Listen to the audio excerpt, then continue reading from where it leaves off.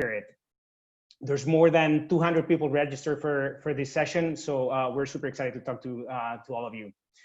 Before we get started, a couple of housekeeping items. As you can see, the session will be in English since we have representatives of the Endeavor Network from all over the world. It'll be recorded, so you'll be able to check it later in the Endeavor Spain YouTube channel. And since we only have 90 minutes and 9 amazing speakers, and you definitely want to hear from all of them, there will be no time for Q&A. That said, feel free to use the Q&A button in the bottom of your screen to ask questions, and the Endeavor team will get back to you as soon as possible after the session. So let's get started. Why are we here? Endeavor started operations in Spain in 2014 with Adrian, one of our speakers later today, who was the founding managing director at the time. For the past 18 months, we've been working hard to develop a network in Barcelona. And today we were originally scheduled to have a big in-person event to officially unveil Endeavor here. However, COVID came. Inspired by the resilience of our entrepreneurs, we decided to keep the event on. And we even saw a unique opportunity. Since it needed to be done online, we could invite anybody we wanted from our global network to tell us their Endeavor stories. And because everyone in the network is awesome, they all said yes. So the result is that we have an amazing lineup. Our audience today are mostly people that are in one way or another connected to the Barcelona entrepreneurial and business ecosystems. Some of you may know us very well. We actually have several Endeavor entrepreneurs, board members, and mentors joining, but others don't. So our goal today is that you all leave this session with a better understanding of what Endeavor is and why Endeavor entrepreneurs are so important for the overall society. The key message is Endeavor is in Barcelona, and if you're attending this webinar, it means that we want to work with you to make the Barcelona entrepreneurial ecosystem even stronger. But let's back up a little. Who are we? For those of you who don't really know Endeavor, we're a global organization leading the high-impact entrepreneurship movement. Endeavor was founded in 1997 in Argentina by Linda Rothenberg, from whom you'll hear later today, on the belief that job creation, innovation, and overall prosperity can be achieved if there's real support for high-impact entrepreneurs. But who are these high-impact entrepreneurs? They are those with the biggest ideas, the greatest potential to achieve meaningful scale, and the ability to inspire, mentor, and reinvest in the next generation. Today's high-impact entrepreneurs often innovate through tech-enabled platforms, products, or services. So we believe they're creating the jobs of the future.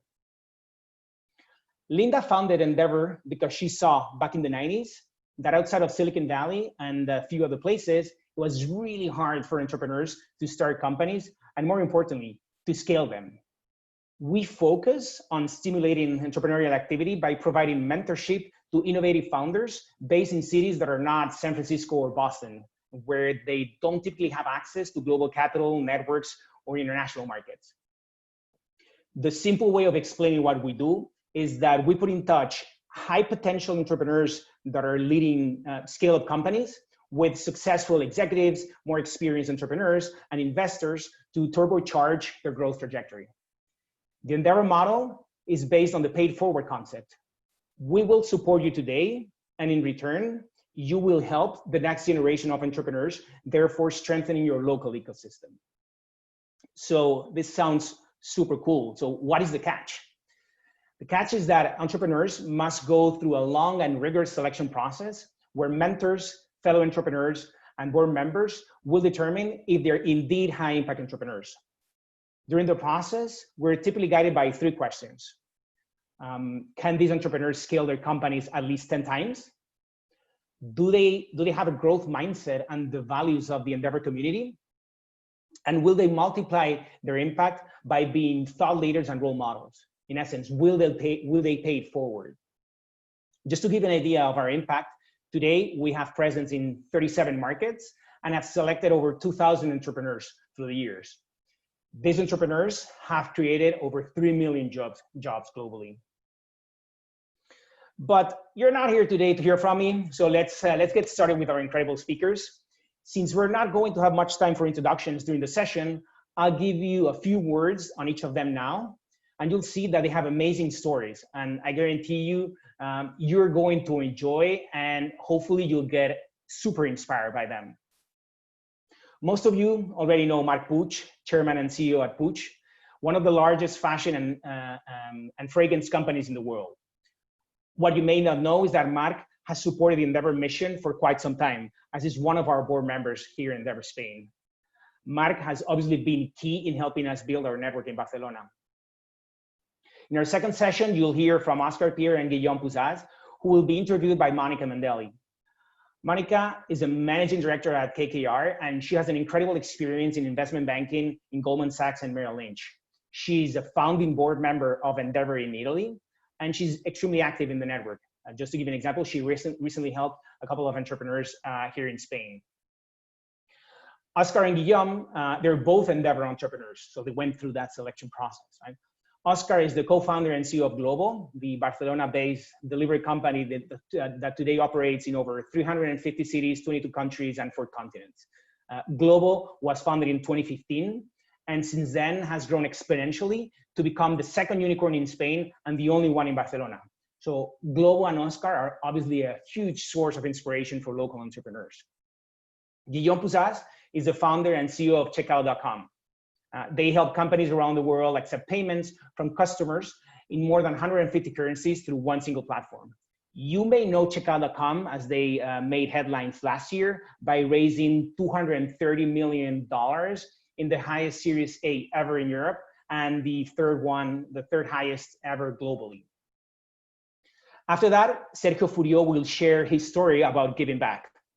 Sergio is the founder and CEO of Creditas, a Brazilian company that is providing access to credit to homeowners in a country where not many people can get loans from traditional banks. While he founded his company in Brazil, and he's originally from Valencia, he lived for over 15 years in Barcelona. So he was super excited to be here with us today. Sergio joined Endeavor as an Endeavor entrepreneur, and today he's completed the cycle by becoming a board member of Endeavor in Brazil. After Sergio, we will learn about the journey of an Endeavor entrepreneur in a conversation between Adrian, Garcia, Aranyos, and Enric Asunción, who is also an Endeavor entrepreneur. Enric is from Barcelona, and he's the founder and CEO of Wallbox, the company revolutionizing the way electric cars are charged. With the goal of changing the way electricity is stored and used, Wallbox has operations in America, in Europe, and China, and has become the leader in markets with high electric vehicle penetration, such as Norway, for instance. Adrian, as I said before, is the president of Endeavor. He's based in New York, but he was the founding managing director of Endeavor in Spain. And so he's obviously an absolute expert in our domestic ecosystems. And basically, it's thanks to him and to his efforts in these past years that we can be here today. So near the end, you'll hear Andrés Moreno share his story. Andrés, he's the founder, chairman, and CEO of Open Education, the leader in internet-based education in Latin America, having supported over 600,000 students through their well-known brands, OpenEnglish and NextU. Andrés is originally from Venezuela, where he founded the company, and later moved to Miami. Unfortunately, there was no Endeavor Miami at the time, so Andrés could not become an Endeavor entrepreneur. Instead, you know how these entrepreneurs are, what he did is help open the office, and he became one of our founding board members in Endeavor Miami. And lastly, you will hear from the one and only Linda Rothenberg, Endeavor founder and CEO. She had a dream in 1997, and she made all this happen, creating the high impact entrepreneurship movement and spreading it around the globe. So as you can see, we have an amazing lineup today, and I'm gonna shut up now. So Marc, if you could turn on your video and your microphone, the stage is all yours. Hi, Antonio. Thank you. And thank you. Welcome everybody to Barcelona, my home city. Unfortunately, we couldn't do this in physical, so we'll do virtually. And I'm going to try to answer 3 questions. First, why did I join Endeavor Spain? I run a €2 billion company that in the fashion and fragrance territory, and with brands such as Paco Rabanne, Carolina Herrera, Nina Ricci, Jean Paul Gaultier, Dries Van Noten. I hope that you all they have heard about these brands, and we're present in 26 countries.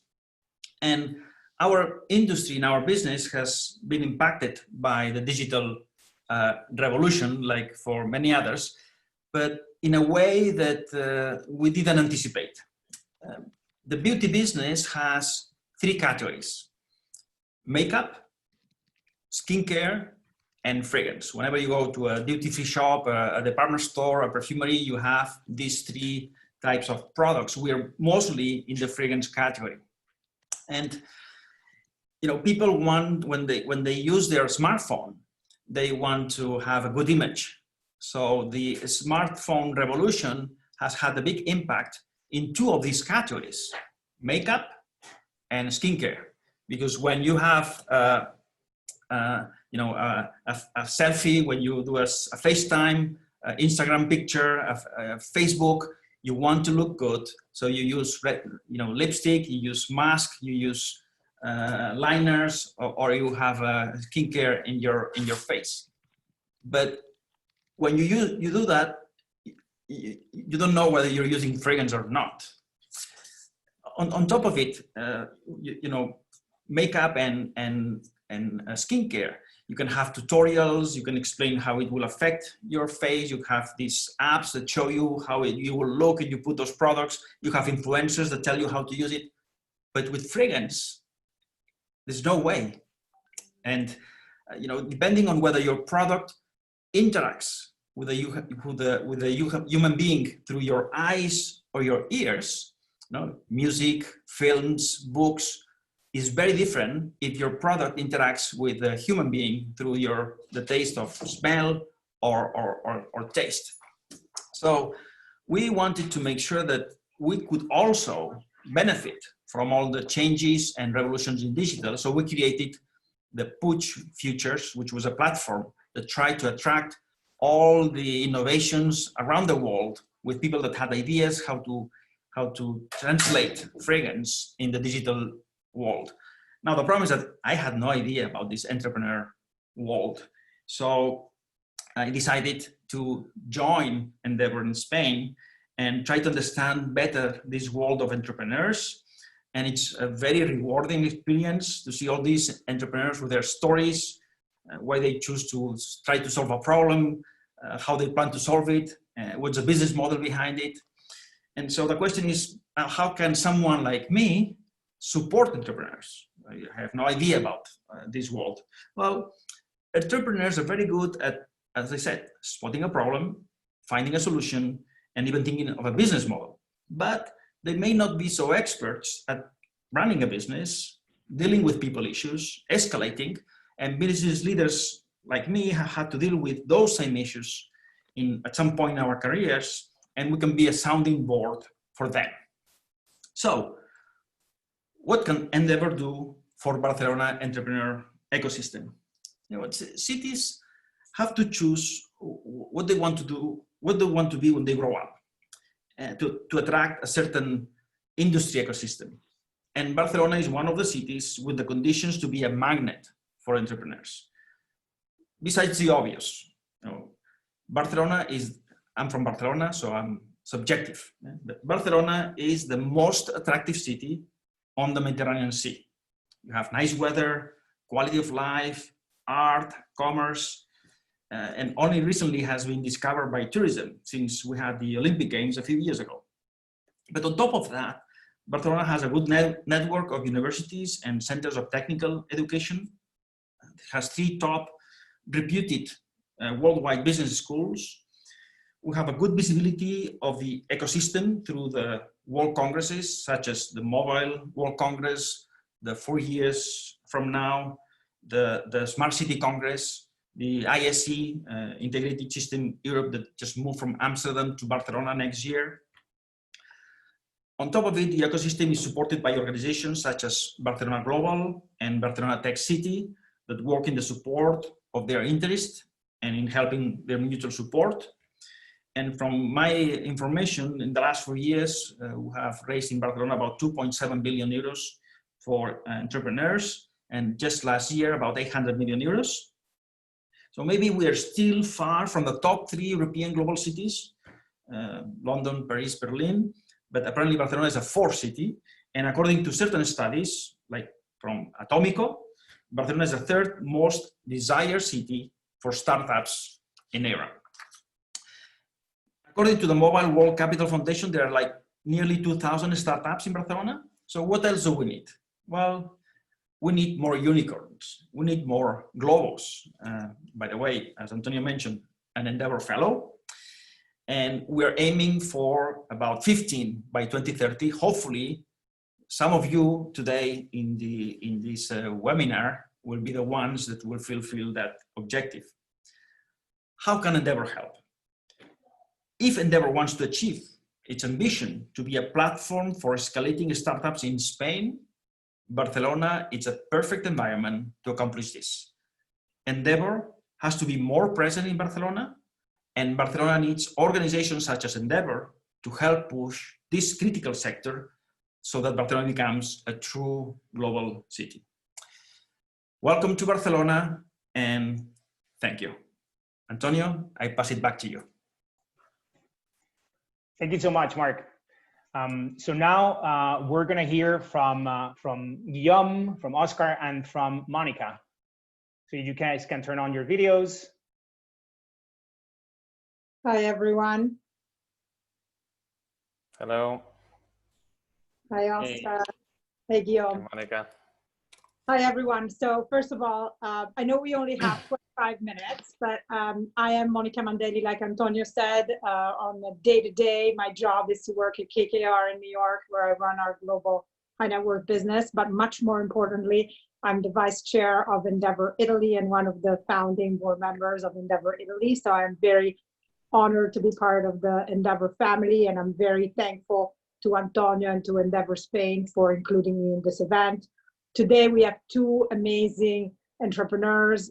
Guillaume and Oscar both have incredible, inspirational stories that I think are going to be very relevant to everybody in the audience, to all of us, frankly, both as stories of successful building and growing companies around the world, but also as stories of people that have leveraged the Endeavor network in a meaningful way, and Endeavor has been helpful to them along the way. So without any further ado, let me start by asking both Oscar and Guillaume to start with each of you telling us a little bit about yourself, your story, how you started and built out your companies along the way, and sort of who you are and what your companies do.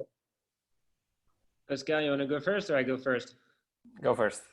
Okay. We started in 2010, and just fast forward later, 10 years later, we have a global payments company who is helping Netflix, Deliveroo, Glovo, Grab, you name it. I mean, the most innovative companies in the world to take their payments, and both, G7, G8 markets, and emerging markets all the way to Pakistan, Egypt, and remote places. We've always kind of loved the Endeavor kind of story because it's something that we have seen. We have 12 offices in all parts of the world, like from Sao Paulo to Hong Kong to here in the Middle East. And I think that, the mission of Endeavor is something that we believed in, trying to bridge the gap, reduce social disparity, creating job in emerging markets. The story of Checkout is a story of resilience because unlike most entrepreneurs, we haven't raised money quickly. We had a lot of adversity throughout the years, a lot of ups and downs, but we decided, a bit like Linda and her mission of Endeavor, to kind of go, keep pushing, keep challenging yourself. And, in the last 3-4 years, it yielded great results for us. It's a long story, so I want to focus on the good parts, but if with the first 6 years were like really the tough parts, and the good parts now are like being able to serve all these merchants and actually create value for them, help them extract, more values of payments. People think that payments are easy, but for the most part, it's quite of a complex problem, especially when you come out of the, European borders. And the company that we have and that I run is a company that is fundamentally multicultural. So it ultimately ties really well with Endeavor. Let's go. So I'm Oscar. Thanks Endeavor for inviting me to this event. We started a bit later, 5 years ago in 2015. I was right out of college. I'm an aerospace engineer, and the first job that I got, I find out very fast that I didn't like it. So went back to my parents' house here in Barcelona and decided to start a business that at the beginning it wasn't as ambitious as it's turned out to be. And I would say during the journey, there's been a couple of inflection points that opened our eyes in terms of how big our project could become. So today, Glovo, still based in Barcelona, we're a team of 1,500 people operating in 22 markets. We have rolled out this app that delivers mostly food delivery, but also many other things, which is a great differentiation point that we add in the on-demand delivery space. Certainly, during all this journey, we've had a lot of ups and downs. We've taken very risky decisions to optimize for the upside and for the total growth of the project. And I have to say, being from Barcelona, starting a business in 2015, I think it felt a bit lonely. And many of the problems or challenges that we were facing, from expanding to LATAM. Now we are in countries like Kazakhstan, Kenya, Ivory Coast. We felt like we didn't have a lot of support or a lot of peers to support each other here in Barcelona. This is one of the reasons why I think joining a global network is good. And yeah, now I would say things are a little bit more stable. I think things are a bit more stable. I think we have consolidated as one of the global food delivery champions. Access to capital is starting to become a bit easier, but still struggling. And yeah, still having a lot of fun. It's a project that allows us to, I think, keep feeling entrepreneurs for a lot longer, right? We're now launching, after I think cracking food delivery, we're now launching services like groceries delivery, and other verticals that makes the journey very fun. Thank you, guys. Actually, can we dig a little bit deeper on this theme of sort of geographical choice, which is a little bit the title of this conversation? You guys both chose to start and grow your company not in a very traditional entrepreneurial hub like Silicon Valley, and yet you've been amazingly successful in growing and building the business to a size that is incredibly compelling. And so can you talk about the choice of location for you and geographical choices in light of what benefits you've found and what challenges or considerations you would say, which I think is very relevant for endeavor entrepreneurs all around the world. It may not be in the traditional hotspot, so to speak. I can go, Guillaume, if you want this time. I think the situation is better now in Spain, but I remember when we were starting, there was a clear bias from the local business angels, I think we were lacking a lot of ambition, right? I think any business, any startup that was coming out of Barcelona was kind of designed or meant to be sold to a bigger player, right? And this is something that, with 22 years old, which is when I started, our ambitions was to build a business for the long term. And I remember during our first pitches to local business angels, the biggest question you had to answer is, who's going to buy your business? Again, I think this is starting to change. And I think we're now, investors are realizing that you can build global businesses from anywhere. But, this lack of access to capital, especially for the Series A, Series B, was definitely a challenge for us. At the end of the day, we're competing against companies that were based in London, in San Francisco, with a lot, much bigger access to capitals. And at the same time, we always say that this has made Glovo's culture, more resilient, more resourceful, and having less money makes you smarter, right, and makes you work harder. Apart from that, I think Barcelona, or this is something common for any Spanish city. I think we have a very unique advantage in terms of geographic expansion. After having cracked your business model in Spain, I think for us, expanding to Latam, for example, for sure, like the culture barrier is a lot easier for us than for any other European country. And at the same time, for us, expanding towards European countries is as easy as any European competitor. And it is something that I think I was not conscious about it when we started, but for sure, when we started expanding to Latam and then to Eastern Europe, we clearly spotted it as an advantage. And yeah, I think one of the things where a network like Endeavor helps a lot is access and connections everywhere in the world, right? We when we launched Ivory Coast, we reached out to Endeavor for connections there. We're looking for a potential country manager. They have connections everywhere and really high level, really high talented people.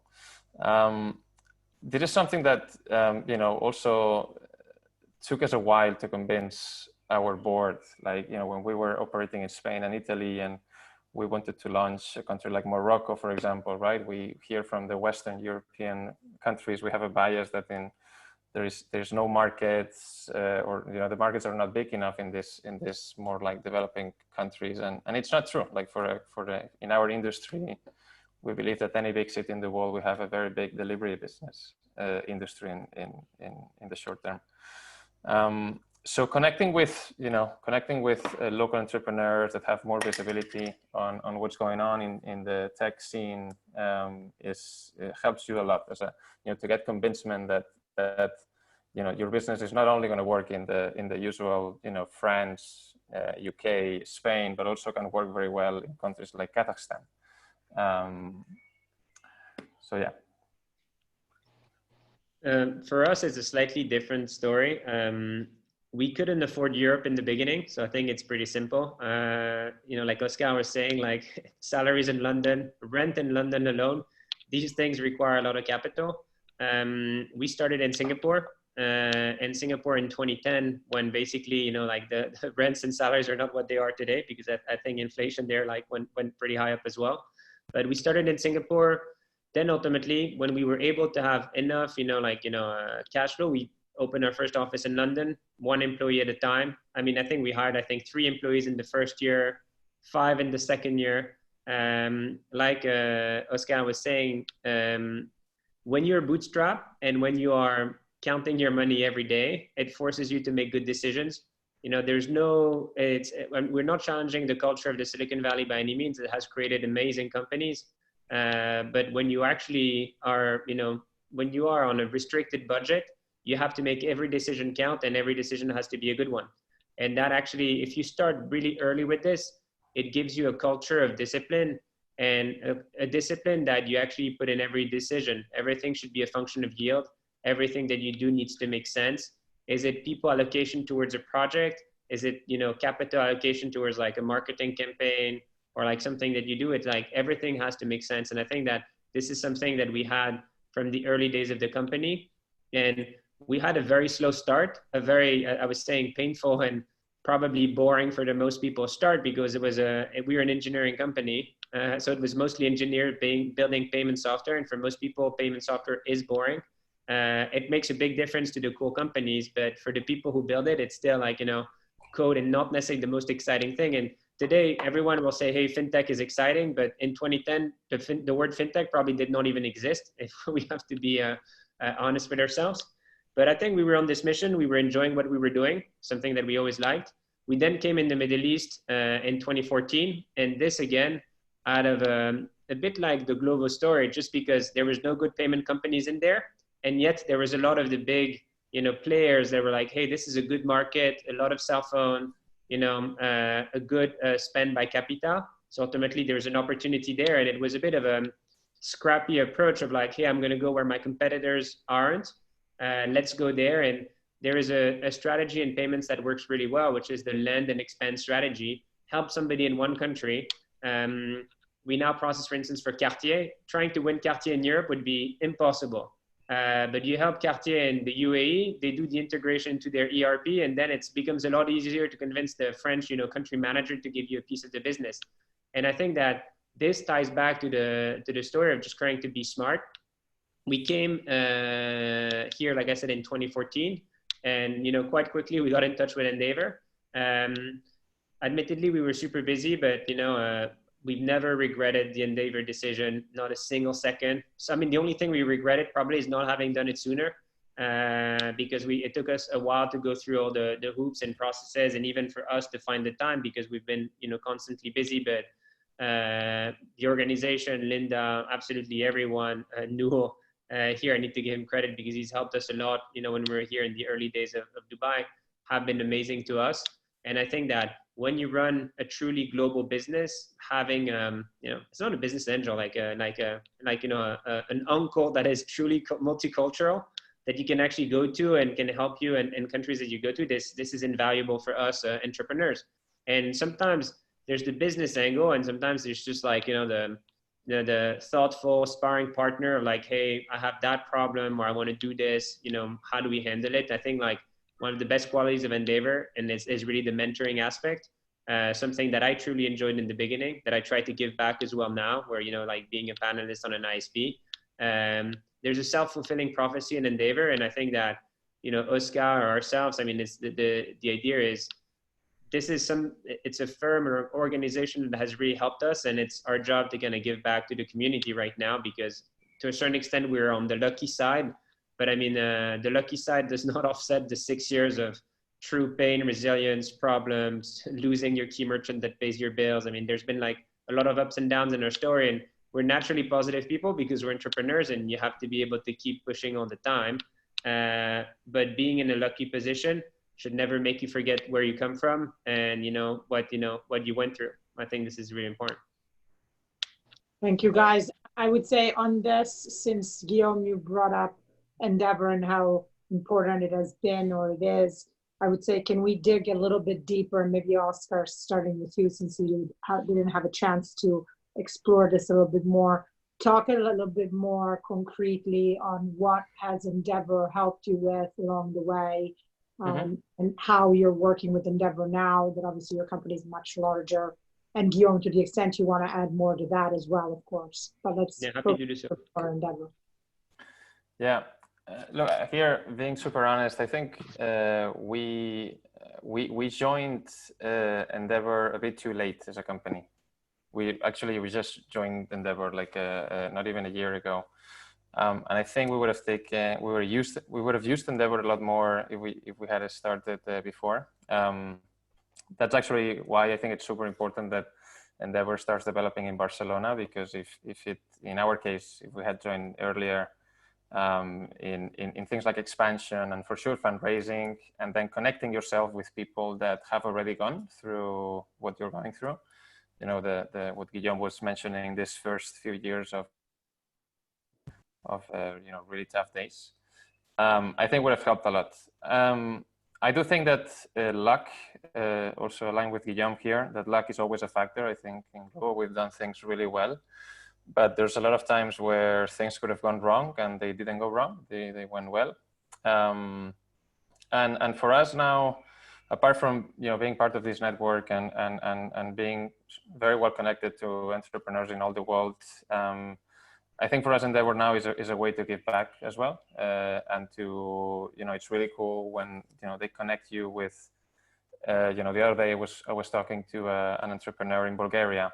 Amazing story. For sure it was like Glovo, but a few years earlier in terms of challenges, and I think of course every story is different, but having someone that has gone through this connect directly with you is good. For us, even as a grown-up startup at this level, Endeavor keeps having a really high level of network in places that are very far from Barcelona, that will be important for us. In Silicon Valley, in New York, Linda and the team there have connections with pretty much any VC at the highest level. So being part of the network is important, but I think also it's a great way to give back and to connect and help with as much as you can to entrepreneurs that are starting. Yeah.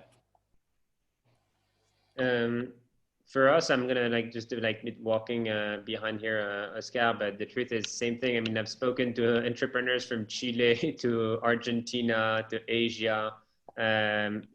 When we are in the position that we are, I think it's absolutely important to give back. It belongs to the Endeavor kind of spirit. It is the fundamental of the organization. And for us, because if you want me to zoom in, because we didn't have the corporate finance experience, we built this big business, and then you have all these investors that want to talk to you, and you don't know who's the good one, who's the bad one, what is it? To be honest with you, I didn't even know it was a term sheet in those days.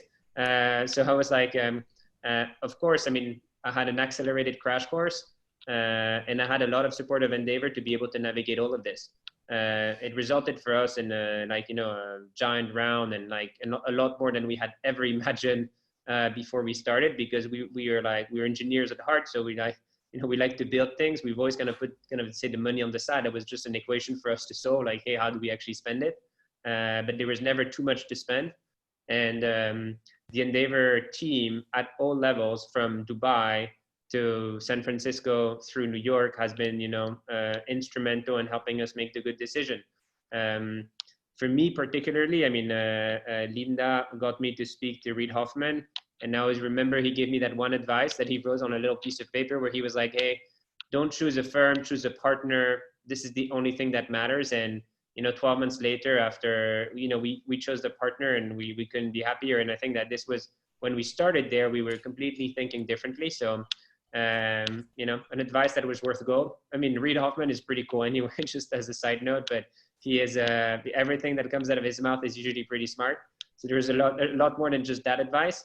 But for us, it really kind of helped kind of position the company. And, a company just goes through all these cycles one after the other. And this is almost like, you're done with adolescence, and now you're like an adult, and now you have, bigger problems. And I mean, even despite COVID, we hire like 50 people a month in London now.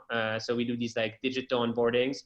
And I think it's one thing Endeavor has is that it's a big team of dreamers that really believe that the impossible is actually very much possible. That's what they preach. And I think that, seeing the spark in the eyes of the young kids or, young entrepreneurs is something that is probably the most rewarding, probably for the Reid Hoffmans of the world, and for ourselves and for Oscar. And when you see somebody who is at the beginning of his journey and he's asking you advice, I think a lot of the Endeavor value comes out of that advice, and, helping us building better companies, and then making sure that we as entrepreneurs have the right value set and the right moral compass, that we want to do the right thing later when we can, or right now, as a matter of fact.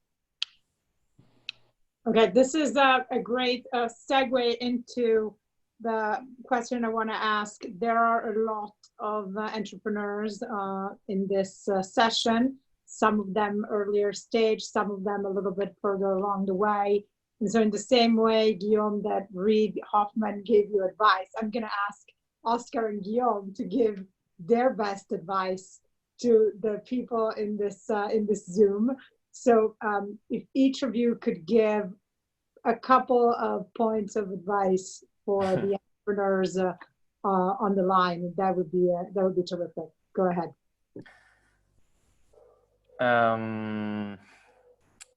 So, I always think that, apart from fundraising money, which depends a lot on the business model you have. Unfortunately for our business model, we've had to raise a lot of money. Apart from that, I think and this is also came by nature. I started this business with 22 years old, and I think what has worked well for Glovo is that I've always seen my role as a founder, that 90% should only be two things. One is attract talent, and the other one is retain talent. I think if you focus and you nail these two things really well, and you keep iterating and you keep trying new things, and in terms of communications, transparency, culture, and you keep attracting the best talent, I think many of the other things happen more or less automatically. Again, I had no other choice because I started very young without knowing pretty much anything, and I just been focusing the last 5 years on these two things, attract and retain talent. And it's something you need to iterate, right? The way I try to motivate people today has nothing to do with, when we were 5 people in the office. So yeah, I wasn't ready for this question, but there's the first thing I would say. So I mean, just to jump on like what Oscar said, and I have a couple ideas, but it's true that there's different ways to run a company, and I don't want to say the mean private equity, which is about optimizing everything, but if you make your employees happy, if they bond behind a mission, and happier employees just have a better yield, and if they have a better yield, usually you're gonna create something where people are like, if they truly believe they belong, and you're up to something good, then you're gonna create a better output out of your company. And like in any tech company, the biggest part of OPEX is people. So certainly you want to make sure that that the fuel and the people into your company are happy, are properly rewarded, that they participate into the cap table. And I think that this is a good segue. Don't raise money unless you need it. I think that there's a bit of a tech crunch generation of like doing big rounds and like I raise as much as possible. I think that if you truly have a long-term vision, raise capital if you have a use for it. Don't over raise. Just like be disciplined. It's very at the end of any round, and I think that's something we know. So like if the round is going well, then you're gonna have more people than you truly want to, and you're very often seeing people, they wanted to raise whatever, like a 15, 20 million Series A, and they end up with more. I think like being smart about this, writing down, if you're raising money, one thing we always do, I mean we did it only once, but it's not gonna say, we put down on paper exactly what we want, and a fundraising is a pretty emotional process, and then you make sure that you don't deviate from what was the original plan, because it's something, you're going to be taken through ups and downs in any raise. Investors that tell you that your kids are ugly, I mean, at the end of the day, oh, this is not good, and other ones who love your company. And I think that sticking true to, to what you were looking for when you engaged in your fundraising is very important. And I think the other thing I would give as an advice to anyone is surrounding yourself, as a founder, surround yourself with good people. And that, of course, Endeavor is always going to be there, but it's not only about Endeavor. Could be friends, could be people that, having true partners, thought partners that can just they're not in your business. They're just there to give you advice that you can go to. I mean, any founder will have, I'd say like, not loneliness, but you end up having to make big decisions. You always make your own decisions. You have to stand by them. That's what a good leader is. But having people you can go to, is very important. And it seems obvious, but I mean, you'd be surprised that people think, okay, I have my board, I have Endeavor, and that's it. I think like, surrounding yourself with the good people is important. Very often it will help you make better decisions. So that's it. And probably like, always take feedback, because that's how you iterate and, get better.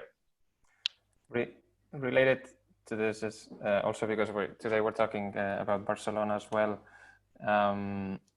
This is also the reason why we believe so much, or I'm so excited with Barcelona as a big tech hub and a growing tech hub, because we're seeing how much it attracts people internationally, right? And it doesn't only attract people, but people stay, right? When people come here and they see the life quality and the small but super promising tech scene that we're starting to have here, with lower living costs than other tech hubs. It kind of has everything to become, one of the biggest cities with innovation I think in Europe or in the world. So yeah, I was born here, so super proud of the city and wanted to mention it. On that great note, I guess we are on time perfectly. And I want to thank so much both Guillaume and Oscar for the inspirational words here and for the great thoughts. And with that, I'm going to give it back to Antonio. Thank you, Monica. Thank you, Endeavor. Thank you so much, Monica, Oscar, Guillaume. It's a true honor to be able to spend this time with you guys. Thank you so much. So now we're going to have Sergio Furio join us. We are going to improvise a little bit because Sergio asked me to stay on. So he'll be doing most of the talk, but I'll stay on and I may chime in with a couple of questions. Thank you, Antonio. And the reason that I'm joining you is only because you never call me. So I need to get into this thing so that I can talk to you. Just kidding. But thank you for hosting, Antonio. I'm very proud that you guys are starting in Barcelona. I think it's one of the things that it was in the to-do list for Endeavor Spain. And definitely this is going to help Barcelona a lot. So I'm going to talk about my story and then about my relationship with Endeavor. So I'm originally from Valencia, as Antonio was mentioning before, but I arrived to Barcelona when I was 14. So that was 1991, a long time ago. Don't do the math. And I spent there like 14, 15 years. I was like I studied in ESADE, a very traditional career type, started working in Deutsche Bank, then moved into consulting with BCG. I was like the type of person that was an executive and never, the path of entrepreneurship never crossed my mind. Definitely not like Oscar, at 22 or already like building a business. So I was like an executive in 2008. I decided it was like a great timing to move to New York, and right before the collapse of Lehman Brothers, to work in banking. And I spent there like 4 years until I decided that entrepreneurship was something that could make sense. The reason why that happened was inspiration from a very good friend, Pau, also like a Catalan that founded Olapic. I was like the first check of Olapic. And it fascinated me, the story of 3 guys meeting in the MBA and then deciding to launch a business instead of coming back and working with me at BCG. So after 4 years working in New York, I said, okay, so enough is enough. I want to try this thing. I was like 34 at that time, and it felt like it's either now or never. I was feeling like already old for entrepreneurial standards, if you want to put it that way. And I had met a girl that ended up being my wife, Brazilian. She told me interest rates are high there. And I said, okay, let's move there. And it was like a very fast decision. So getting into, so what actually I built in Brazil was Creditas. It's a financial services company. It's a fintech company, 1,500 employees, mostly based in Sao Paulo, but also open an office in Mexico and also a development office in Valencia. We focus in lending, but now opening up like payments, credit cards, and everything related to real estate, auto, selling equipment. We are doing like a bunch of things. So the reason why I initially joined Endeavor was mostly because I had to meet people. It was like I was totally not connected to the ecosystem. The ecosystem actually was like very immature at that point. That was 2012. Sao Paulo was not the hub that it is today. And I wanted to be part of a community. I think it's, when you start like a business, everything is about loneliness.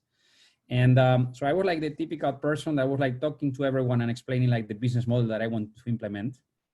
And everyone was criticizing the model. So Endeavor was supporting me at that point. And that was 2013, 2014, through one of the programs that they had in Brazil. That was the Scale Up program, which was for, early stage entrepreneurs. So the whole idea fascinated me. And I continued in contact with Endeavor. They supported me for a while until 2017. That was when I actually became an Endeavor entrepreneur. And I was like reviewing the math. Since I was like a scale-up entrepreneur, I've grown the business 1,000 times. And since I became Endeavor entrepreneur, I grew the business 12 times since then. So that fascination of Endeavor in growth is something that actually resonates a lot of me. It resonates a lot in me. I don't know if it's because of Endeavor or because of me, or it's like a symbiosis, if you want to put it that way.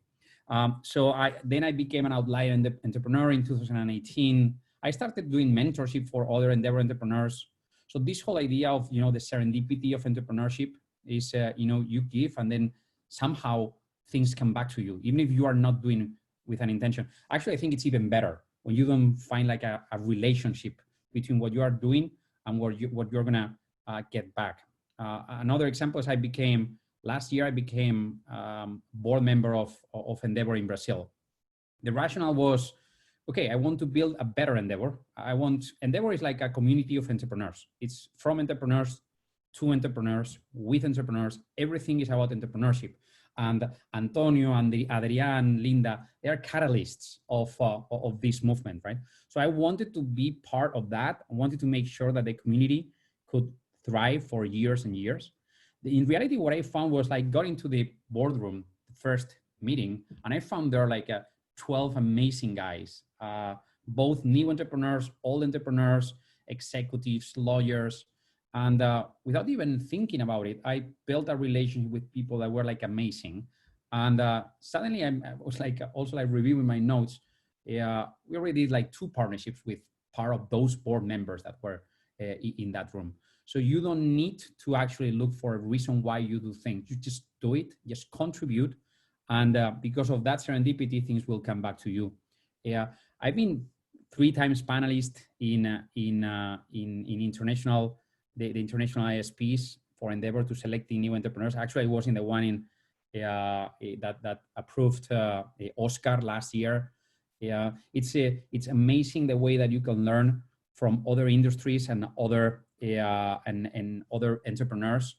One thing that really works very well for me to actually become a better entrepreneur is to listen to other stories that happen in totally unrelated ecosystems, either geographies or even like different product categories. You can reapply concepts that are, old concepts that are coming from retail, reapplying them suddenly for financial services and move things around. Ideas and concepts remain pretty much like constant, but you can reapply them and give them like different flavors and then become like a, like a better person, a better entrepreneur. And just like, to put like a finish note and making sure that I'm not the one that exceeds the time. I think at the end of the day, Endeavor is all about growth. Endeavor is not for everyone. That's also for sure. If you are trying to build like a lifestyle business, if you're trying to just get rich, it's not about that. So this is about feeling impact. It's feeling that you are changing the world. I remember the first T-shirt that we created when I set up Creditas was we work to change the world.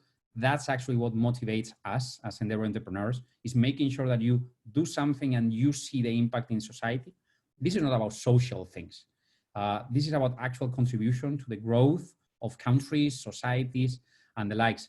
And at the end of the day, just going back to the previous thing that I was mentioning, this thing about, I never thought that I was going to be like a person of give back. Actually, the word itself doesn't necessarily resonate in me, but I find happy when I do things, and I actually see that when you do those things, things come back to you. They make you like a better person. You see the results, and economically, it really makes like a lot of sense. Antonio, hopefully I've respected the time. Perfect timing, 6:25 exactly. Thank you so much for sharing your story. As you guys can imagine, Sergio is a true example for other entrepreneurs or even Endeavor entrepreneurs. So thank you so much for sharing your story. And I love how you put it just the way Marc put it at the beginning, which is when you help, at the same time you're getting something in return. So thank you so much, Sergio. Thank you guys, and congratulations Barcelona for getting Endeavor in.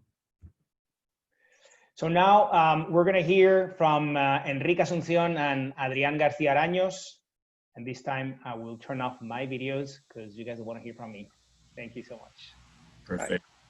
Well, thanks. Thank you, Antonio. And thanks to everyone following us. And thanks to your incredible team also for putting this together. So we were talking about how to grow global businesses from anywhere, as Oscar was mentioning. And I think that who best to talk about this than Enric Asunción, who's the founder and CEO of Wallbox. It's not only an Endeavor entrepreneur, but an Endeavor entrepreneur based from Barcelona and based out of Barcelona. So Enric, I'll pass it on to you.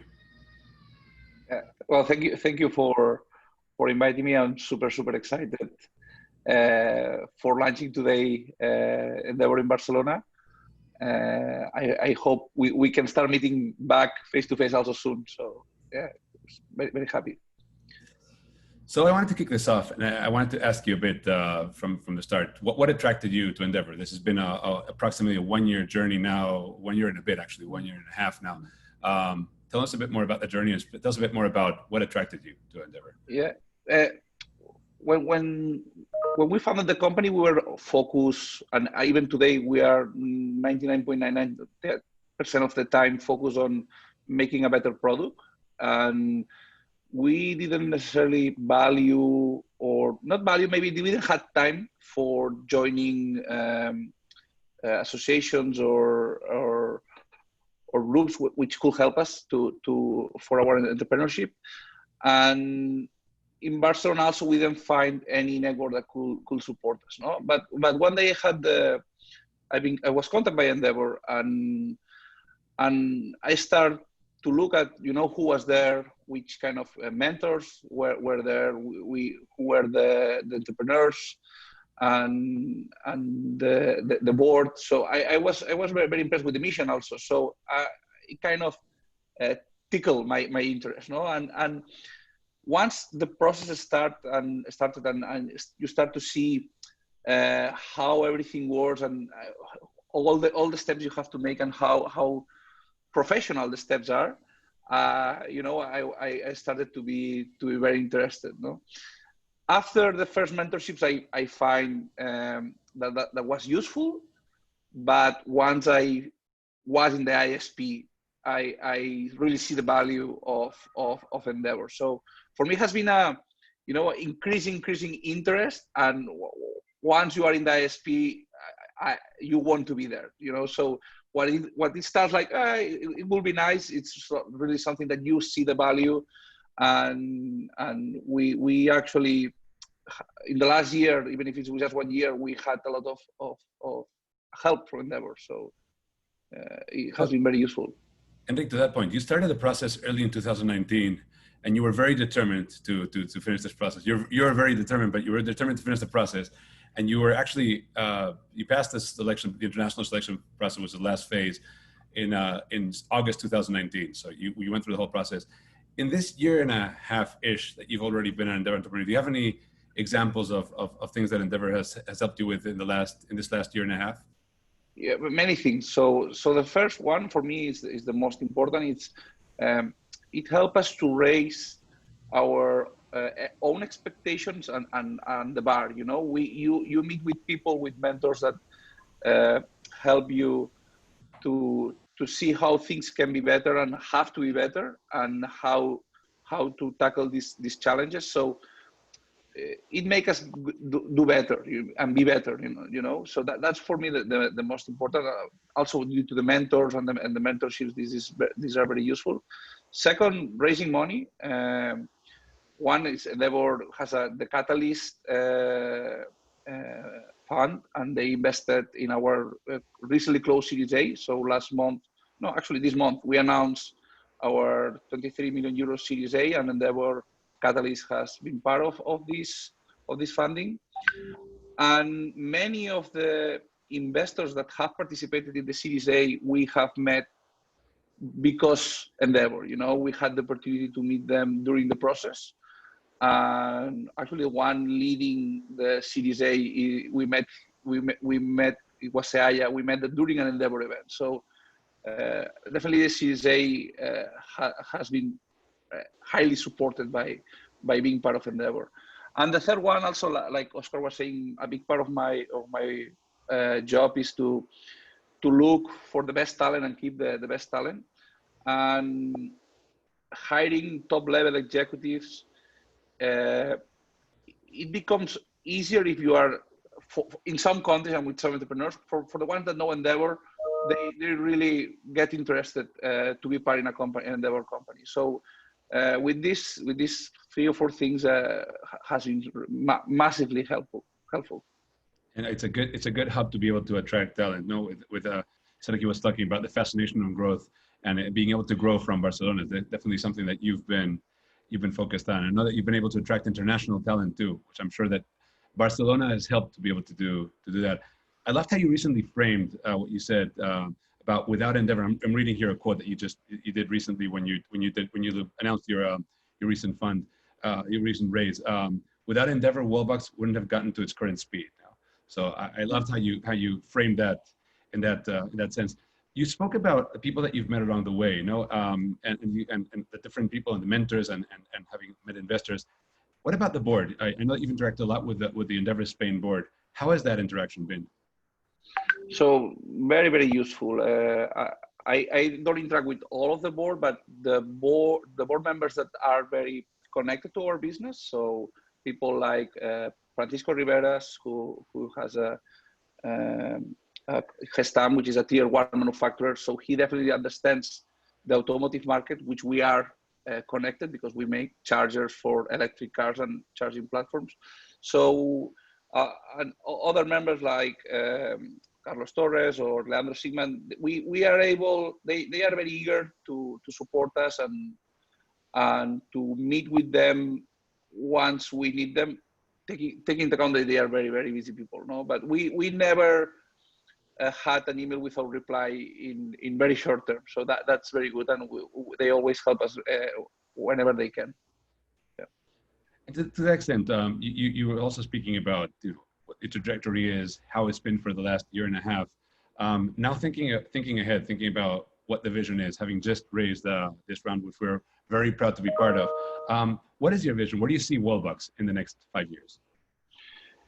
We see ourselves until now we start with charging, but charging is just the beginning. You know, we see ourselves as a company that will be an energy solutions provider, and we are going to be between energy and mobility in the interaction of these two big revolutions that are happening. So we are starting to build and provide products that not only allow you to charge your car, also to use the battery of your car to put the energy back to the grid, or to use it at your house, or even you can have a car that has it's fully charged and your neighbor or somebody else in other country needs energy at this moment. So we are building solutions that we can take the energy from your car and give it to somebody else somewhere. So everybody, you know, we are making the more democratic the energy. So we see ourselves here, no, in leading this energy transition. Speaking about energy transition, we've also been hearing a lot, especially lately with everything going on, about the transition to clean energy. And I know that that's a topic that you're extremely, obviously very passionate about, but it's something that I've heard you speak with, obviously with passion lately. Can you give us a bit more of your perspective there, especially with everything going on lately? So this situation is an opportunity to start a new, you know, to start the green recovery. You know, many governments and companies have signed and are already approving measures to rebuild our economy from its current status to a green economy. And you can see that electric cars are key for that, because, you know, these days that we didn't have traffic in major cities, the pollution has massively dropped. And this is a proof that electric mobility will solve many of the pollution problems we have in the world. So once we look in 3 years, 2 years, once we look back to this moment, I think we will be grateful that something, what happened is terrible, but something happened to make us change and to avoid that something worse will happen in the future, you know, and this what is happening now will allow us, you know, to accelerate the change on the way we're doing things. You're speaking about the current COVID crisis. How has that affected you immediately? I mean, obviously, it has accelerated certain things, and in certain ways, some to your advantage. But this obviously caught absolutely everyone. It was unexpected. No. Yeah. How has this affected you on a day-to-day operations at Wallbox? We started suffering this from January, because we are selling in China and we have a factory for the Chinese market. So from the moment we saw that was happening in China and we had to close our factory there, we were preparing already in Europe and in the US. No, you know, some markets had lockdowns, others not, but we are a global company. We have presence in more than 40 countries. So now we are pushing a lot of sales in China, in the Nordic countries where, you know, the market is still working. So in terms of operations, we didn't have major disruption. We had disruption in some local markets where, you know, if there's a lockdown, there's no cars sold. So the market is much you know, less active. I guess that now you're in a better position even with everything, because I've remembering hearing you an early day pitch that you were saying when you first started Wallbox, your consumption of energy was so high that you had to determine if you were going to plug in your phone, or if you're going to recharge your phone, or plug in the coffee. Yeah, we actually moved to a new building now in Barcelona, in Zona Franca. So, you know, we're going to be closer to the center of the city. You know, we have very specific requirements. We need a lot of power. We need testing labs to test all the equipment. So it was very difficult to find a place where we could have offices for software development and testing facilities, but we have found the right place. And now we have plenty of power, and that's going to be easy to hire people in Barcelona, you know, being closer to the center. Because right now, how many people do you have working out of Barcelona? Totally, globally, we're 300 people, and in the Barcelona offices, we're around 200. How many nationalities in Barcelona? Because I know that you have quite a few. I don't know the number, but in the last year, we hired 150 people, and 60% of them are not from Spain. Perfect. I'm guessing it's a good hub to be able to. Yeah. I know that you've met a lot of Endeavor entrepreneurs along the way. I mean, I know that you've met from Juan from Cabify, Daniel from Location World, Pablo Reclamador, Alex from Bellatrix. Is there anyone that you've met along the way, especially for the entrepreneur community, that you're still very much in touch with, that you've been able to do other things? All of them. And to give you an example, one of the Endeavor entrepreneurs, Juan Desmonts, he has an online pharmacy, and he recently had a coronavirus test. So he sent them some to me, and I told Juan Antonio, and Juan Antonio told somebody else. So, you know, we are all connected and try to get, you know, solutions for everything is happening, you know, for our team and to protect our team. But you are taking advantage of the global network, you know? So whenever you're going to a different country, an Endeavor country. Definitely, yeah. Okay, yeah, so now we are actually starting discussions for China because, you know, we want to increase our operations there, and we are starting to get connections there in China. So considering that there's different tiers of audiences, and there's some early stage companies, later stage companies, and the people that are attending this web series, what would you recommend? Why would you recommend Endeavor to entrepreneurs? Is there any core things that you would highlight? I will, first of all, I will recommend it without any doubt. I think for me, what has been very useful is the network. You know, the people you can reach, and the high level of the people you can reach. You know, from entrepreneurs to mentors on the board, you get access to amazing entrepreneurs that have already deal what you are going to live, you know. And for me, before joining Endeavor, that was something I struggled a lot in the past, because everything that was happening to Wallbox, that was growing very fast, I didn't have anything around me anybody around me that has lived that, you know, going in 1 year, multiplying by 5 every year, all these things, you know, all the changes, I couldn't share it with anybody. And today I can talk with people that has lived my next 3 years, you know, and ask for tips and how to move forward. No? So, and this is super useful. You mentioned that you were contacted by someone in Endeavor, I think, end of 2018, early 2019. No, I'm just wondering what was going on through your mind, because obviously it's a network that is not as well known in Spain. So when you first heard about it, and I'll tell you, because I've pitched Endeavor myself a fair amount of times, and I have entrepreneurs that have become very successful Endeavor entrepreneurs, that the first time that they met me and I told them what Endeavor was about and what we wanted to do for them and how we wanted to help, they shook my hand and they said, "I'm never seeing this guy again." No? I was wondering what was going on in your mind, and who was that point of contact, and a bit. Yes, I spoke with Nacho and Laura, but the first time you see the email and you see the names and you say, that's not true. But then they start explaining to you, and you know, for me the process was key. You know, it was very professional. I wanted to know how the business model works, how the company works, and that gave me a lot of trust gave me a lot of trust in the process. But the first thought was that couldn't be true. But you did have enough faith that this exactly, because they sell it very well to me. Maybe Adrian, you didn't sold it so well. No, fortunately, the people that I engaged with actually told me after becoming entrepreneurs. At the beginning, I couldn't really believe it, but we went through it.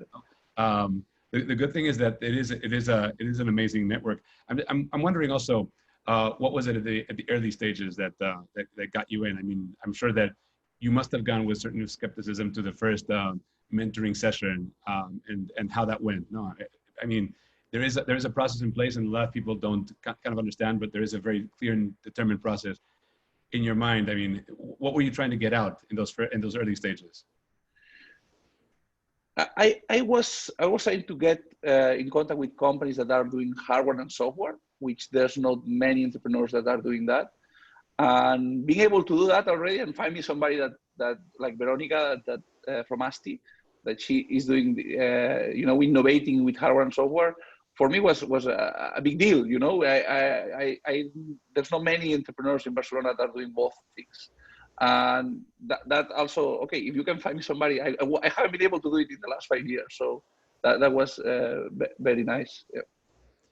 Perfect. Well, I know that we're coming up on time. So if there's any other closing remarks that you wanted to highlight, especially considering that it's Endeavor's landing in Barcelona, if there's any other last words of wisdom. Well, words of wisdom, I don't know, but I think Barcelona needs this, and this is very, it was hard to go to Madrid every time for Endeavor. So this will definitely accelerate the entrepreneur scene in Barcelona, and Endeavor is going to be a key part for sure for the next 5-10 years of everything is going to happen. I'm sure we'll have more than 30 or 13. I don't know how many unicorns, but there's going to be many of that, and Endeavor is going to support with that for sure. Well, Enric, thanks so much for this, and with that, I will pass it on back to Antonio and the team. Thank you so much. Thank you so much, Enric, Adrian. And super quick on my side, because Andres is already on, so the stage is all yours, Andres. Thank you, Antonio. Well, it's great to be here. Thanks so much for the invitation. We have 10 quick minutes, so I thought I'd talk about 3 things. First, a little bit about my story and why I ultimately got involved with Endeavor, and then what's happening with Endeavor Miami. So I'll start a bit with my story. As Antonio mentioned, I'm Venezuelan, so I started the company there about 10 years ago. And Venezuela is probably one of the hardest places to start a company for many reasons, as I'm sure you're familiar, and it's gotten harder and harder. So it was extra challenging for us. It was just very tough to raise capital. There wasn't a culture of fundraising and funding early stage technology companies, especially at the time. And at the time I had just actually dropped out of my engineering school after 6 years of studying. My poor parents were devastated, and I started this company out of my student apartment, and I had at the time it was a 2-bedroom flat where I slept in one bedroom. The office was the other bedroom, and actually when I woke up in the morning, I would around my bed there were tables that we had set up, and people would work there. So I would open the door in the morning, and there was no commute. Literally, it was like COVID. You just sit down next to your bed and start working. So it was a very interesting experience. I ran through all my savings. I had 13, 14 friends, developers that were starting to work on open education at the time and developing the platform. And running out of capital, I decided to try to fundraise locally. I couldn't. And so I went to Miami, actually, as a first stop. I thought, this is a place that it should be helpful to us. There are a lot of Latin Americans there. They probably understand the market. But we were not able to raise a single dollar in Miami at the time. And although, by the way, Miami has very large family offices there that could have done it. But again, there wasn't a culture of investing in early stage technology companies. And the whole concept of taking minority stake or working with a convertible note at the time, it was just those were not known investment vehicles for a lot of these family offices. So with that, I was reading blogs on Silicon Valley, and I had one friend there that offered me his couch. So I actually got on a flight and went to Silicon Valley, slept on that couch for about 6 months, going to investor breakfast and raising money, wherever I could. And it took 2 years, but eventually raised the first $2 million for open education, $25,000, $50,000 at a time. It was a very stressful, time. You can see I lost all my hair during that experience. But anyway, we eventually, the company started scaling quite quickly. We found great product market fit in Latin America in particular. And we ended up raising a few other rounds. And with that, we were able to take the company to a more natural place for us, which was Miami. And, it was just we could fly direct to Sao Paulo, to Bogota, to Buenos Aires, where our natural markets were. We could hire staff that really understood Latin America, and we built a great team in Miami. The rest is history. We went on to actually raise a couple of, we have 3 growth stage rounds now, over $120 million from Miami, which at the time, I think few companies had done, especially in ed tech. And Open Education went on to become the leading online education platform in the Americas, and we have different brands where we teach languages and digital skills to adults and kids through about 20 countries at this point. And actually, things continue to change and evolve. COVID has been especially interesting to us. I mean, demand for our online education products has gone up 2-3x since all of this started. It certainly seems like the adoption curve for online education sort of accelerated 10, 15, 20 years overnight, virtually as COVID hit. And it seems like a lot of this will persist. So it's interesting to see how this has changed the perspective on online education. And so from Miami today, aside from Open Education, I also started and run a venture builder. So we're building now a number of different companies from Miami. And that's been a very satisfying experience to sort of put that whole network into building new concepts. So now on to Endeavor. I don't know if Linda is already on the call, but she may remember some of this. But I first learned of Endeavor through one of our advisory board our board members, John McIntyre, and he was part of the advisory board for Endeavor at that time. And he actually invited me as an observer to an ISP that was happening in Miami. And I remember this very embarrassing moment when I actually was invited as part of the observers to sit in this room. And there was a long table where Linda was sitting at the head of it, and all the global advisory board members were sitting there. And I didn't know I wasn't supposed to be at that table, but I sat there and everybody introduced themselves. And as I started hearing what everybody was talking about and their great resumes, I realized I really shouldn't be at that table. And I think and I had to introduce myself, and I just had a little startup at the time. And I think that's the first time Linda ever saw me, and she probably said, who is this kid? But anyway, many years later, and I was able to sort of join the Endeavor family in a different capacity. Because there was no Endeavor Venezuela at the time, and there was no Endeavor Miami, I was never able to be an Endeavor company. But when finally the idea came to move Endeavor to the US and look at Miami perhaps as the first market, natural market for Endeavor, I was very enthused to be a part of it. And it just seemed like the perfect way to give back and try to change the experience that I had, right? Trying to raise capital locally. There was just no hub for entrepreneurs that were arriving from Latin America or that were here locally and trying to build their businesses. So it was just a very exciting proposition that Endeavor would be here. And especially just the first market in the US. Again, if we were able to try out this MVP here and it worked, we could later replicate it in other parts of the country. So very excited to be a part of that. So I became one of the founding board members at Endeavor Miami. And over the years, now we're in our 6th year now in Endeavor Miami. I've continued to stay very involved. I'm actually now the co-chair there, and continue to spend more and more time with Endeavor Miami. We have just a great team there that we've been investing in and building. And so I'll speak a little bit about, why I think Endeavor Miami has really helped shape the local ecosystem, which is what I'm sure will happen in Barcelona once the local office is set up and running.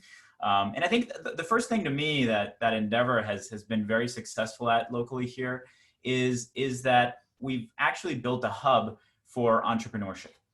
There just wasn't a place to go. When I first landed in Miami, if you want to raise capital or hire people or get a mentor, you didn't know who to call. And now, Endeavor Miami has become sort of the center of gravity locally, not just in Miami, but actually in South Florida. It's been very interesting to see how entrepreneurs coming from Latin America, it's the first door that they knock on when they're thinking about a US expansion, or entrepreneurs that are here that are looking to go international and build their businesses are also knocking on the Endeavor Miami door first. And we have the opportunity to start working with them and building out those companies. And by the way, far and few in between, we find these very exciting companies that are the outliers that are now lined up to be part of the LSP and ISP process. But we're now investing in a number of programs like Scale Up that are helping us groom some of these entrepreneurs and companies to finally at some point soon be able to participate in LSP. So just the ability to work at different stages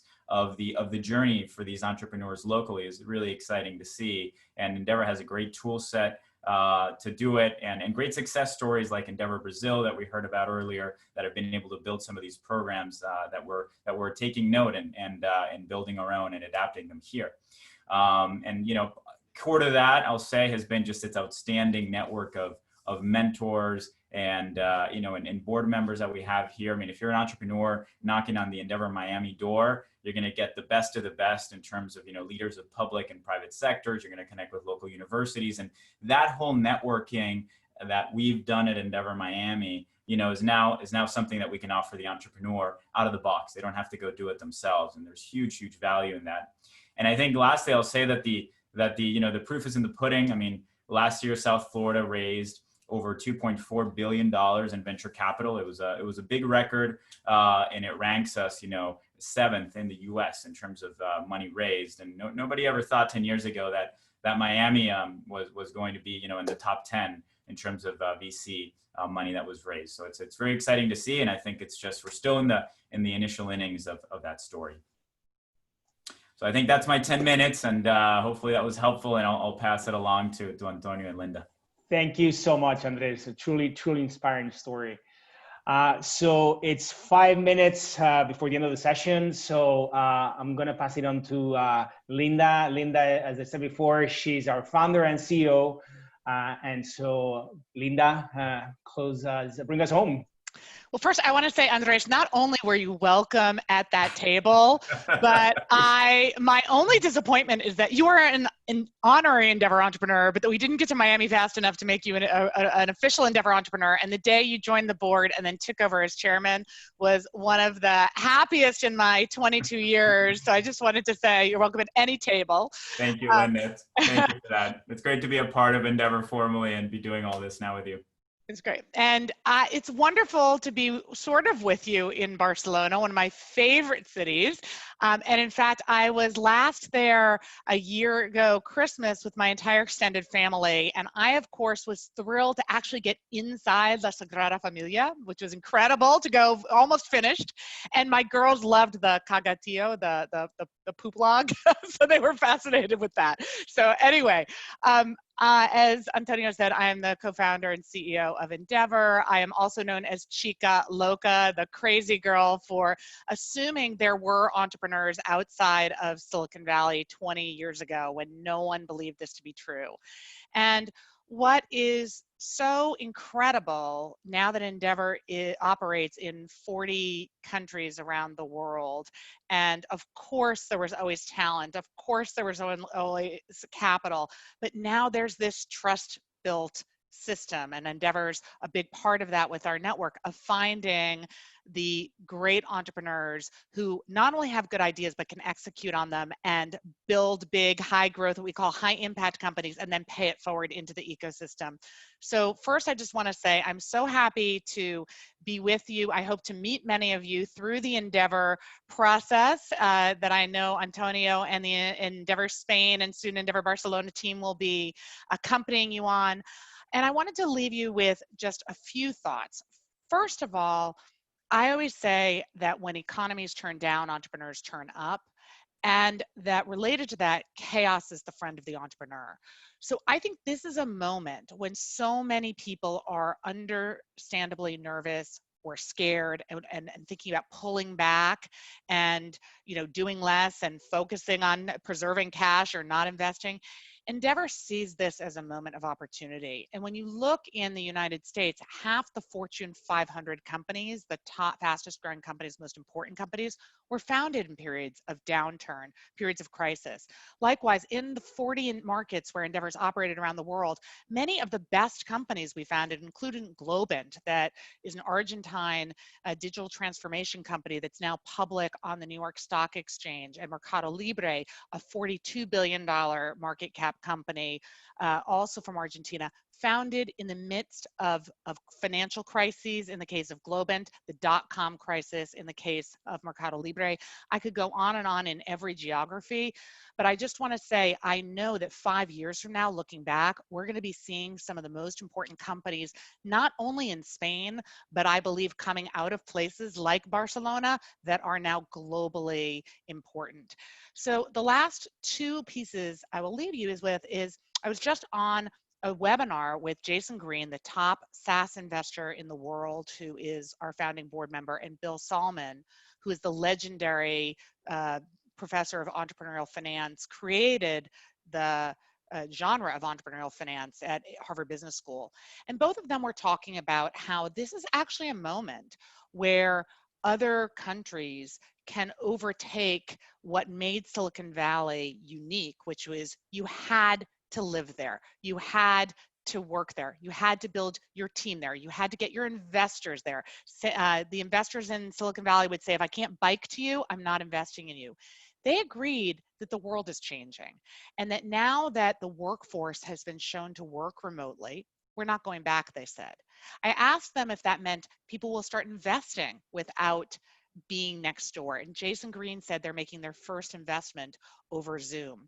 I think this opens up so many possibilities for entrepreneurs and companies that are based out of Barcelona, but will open up to the world, both in terms of where you eventually be able to hire people and raise capital from. And I also believe that in places where there are real challenges, we can find problems and solve them at scale. So I think this is the sort of end for now of the dog walking apps and the beginning of companies that we've seen at Endeavor for over a decade in fintech and health tech and ed tech and ag tech, and really solving real world problems at scale. So I want to leave all of you with a note of optimism. I want to thank you for joining. You've heard from some of our most incredible Endeavor entrepreneurs already, from companies like Creditas and Glovo and Checkout.com, and obviously OpenEnglish and Andrés. I know you're leaving feeling inspired, and we're cheering you on. Mwah. Thank you so much, Linda. And one last thing, I'm going to ask all the panelists, you guys can turn on your cameras so that everybody can see that this is Endeavor, that we can actually get all these people together, and this is what the network is about. Thank you so much, guys, for joining us. Thank you so much for your support, and thank you so much because you guys, even the ones that are not in Barcelona, are going to make Endeavor in Barcelona super successful, and most importantly, the entrepreneurs in Barcelona are going to be extremely successful. Thank you. Thanks to your support. So thank you.